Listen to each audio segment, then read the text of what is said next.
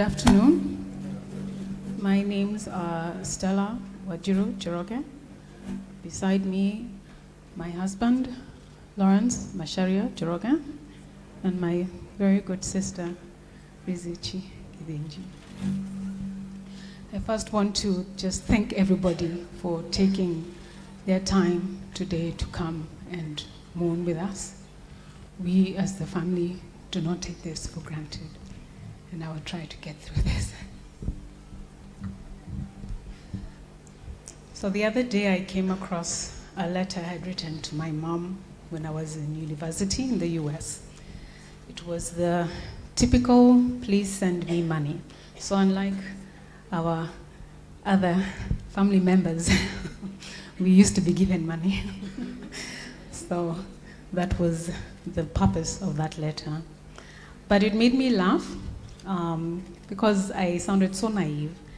But what was interesting in that letter was we were sharing so many secrets. But living apart for over 18 years, our relationship diminished a little.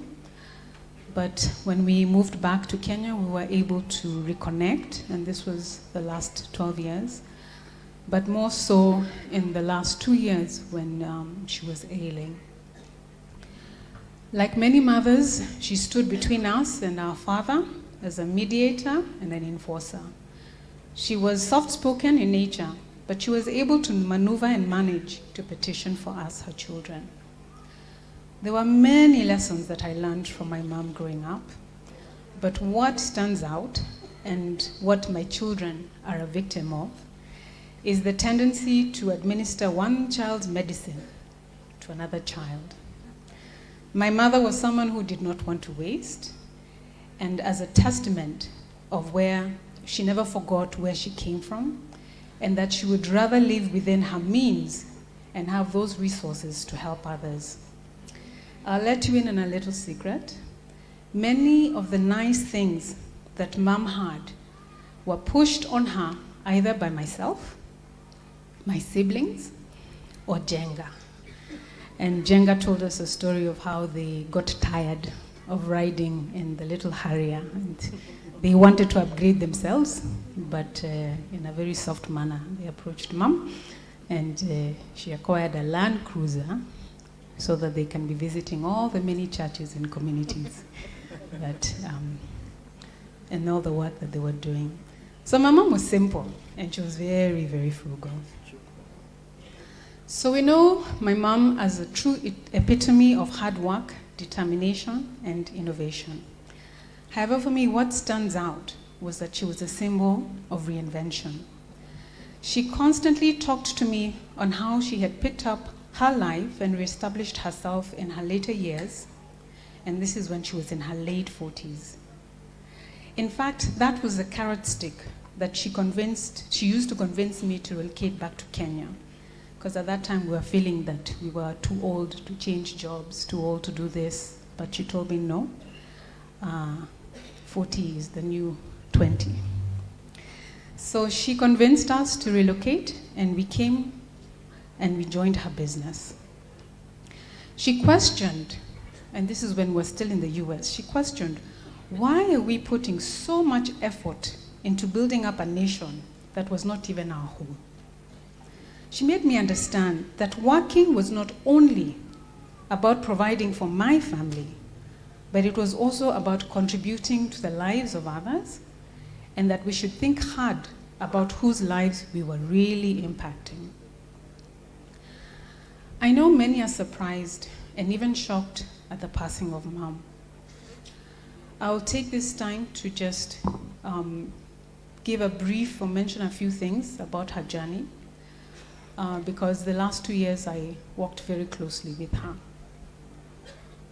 And also because there are some lessons that she wanted us to learn from her experience in her typical manner as an encouragement to many other people, especially those who are navigating the medical space.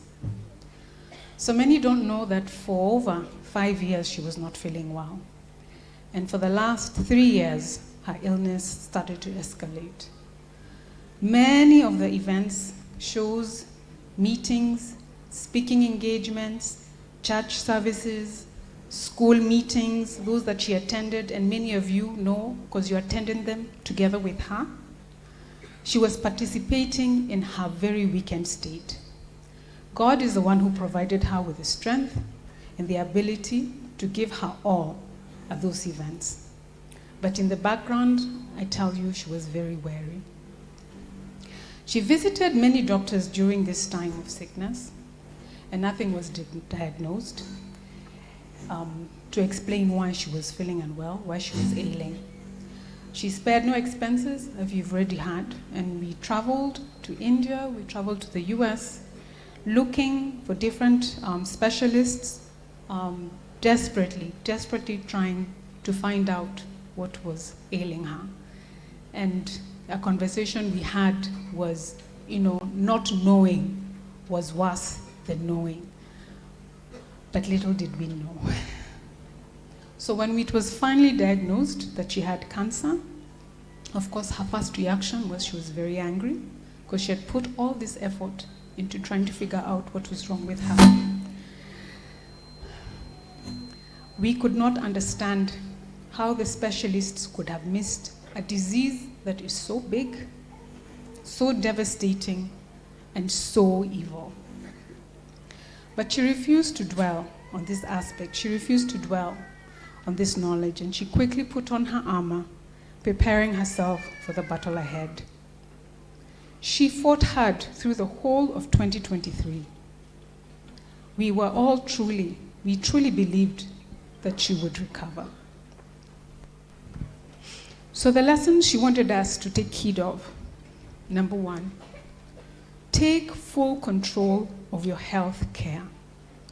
Believe what your body is telling you and never give up on finding out why. Secondly, do not be afraid to challenge the medical field.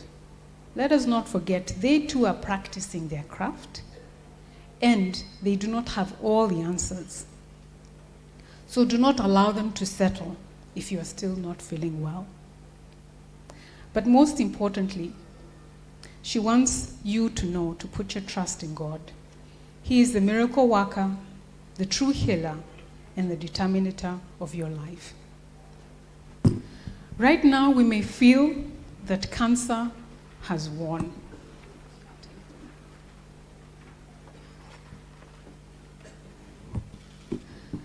That cancer has taken another loved one away from us, and I'm sure this makes us very angry and sad. But family, friends, dear ones, let me tell you that cancer did not win. Amen. But our God has taken Mom home. Amen. As her reward. Amen. And this we can testify from Isaiah 57, 1-2. And I read, "The righteous perish, and no one takes it to heart. The devout are taken away, and no one understands that the righteous are taken away to be spared from evil." Amen.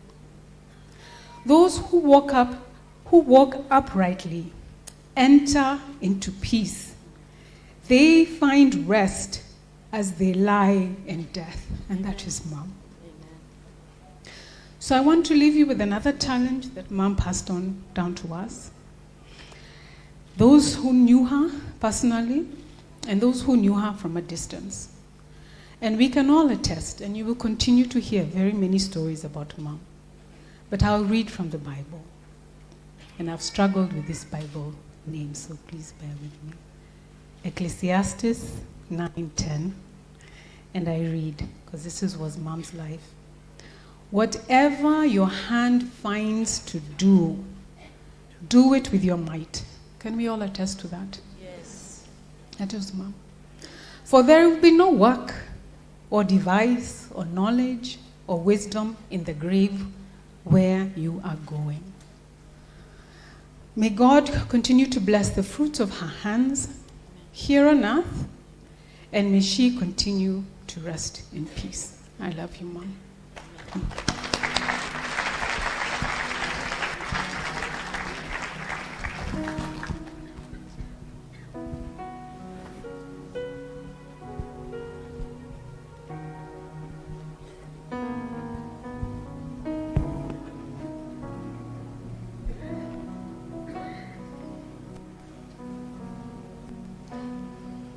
Good afternoon, church.